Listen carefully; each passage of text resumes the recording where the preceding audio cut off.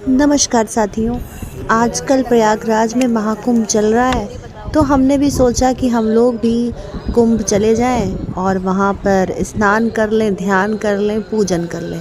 और इसी बस सोचते सोचते इसी ख्याल को अपने लागू करते हुए हम लोग पहुँच गए प्रयागराज।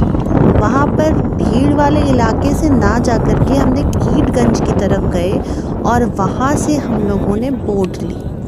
बोट में कई और लोग भी थे, बहुत ज़्यादा वहाँ पर अभी भी इस वर्ष भी इतना ज़्यादा वहाँ मतलब मोल भाव हो रहा है कि कैसे कौन बोट वाला कितने में ले जाएगा। तो कुछ लोगों के साथ हम लोगों का एक बॉन्ड हो गया था, तो उनके साथ हमने पूरी बोट कर ली थी और हम लोग उस बोट से गए थे कुंभ नहाने के लिए, बिल्कुल बीचों बीच।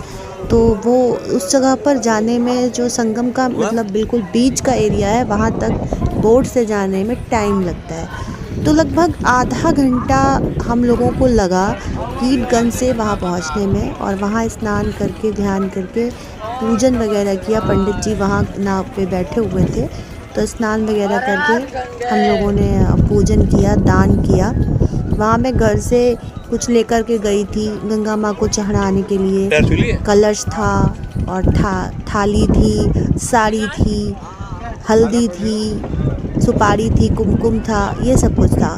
तो ये सब चीज़ों को लेकर के हम लोगों ने किया स्नान ध्यान, और उसके बाद वापस में आ गए। वापसी भी वही आधा घंटा की थी, शाम हो चली थी, ठंडा ठंडा सा मौसम लग रहा था, और हम लोगों ने इस तरह से अपना जो स्नान था पूरा किया। अगले दिन सोचा कहाँ जाए, तो चंद्रशेखर पार्क है प्रयागराज में, वहाँ गए। और वहाँ पर ये आप देख सकते हो, उसके बगल में वहाँ पे चंद्रशेखर आज़ाद की मूर्ति भी लगी है, जहाँ उनको गोली मारी गई थी। और उसमें उसी पार्क में ये सारी चीज़ें भी हैं, तो हम लोगों ने इन चीज़ों को भी देखा था।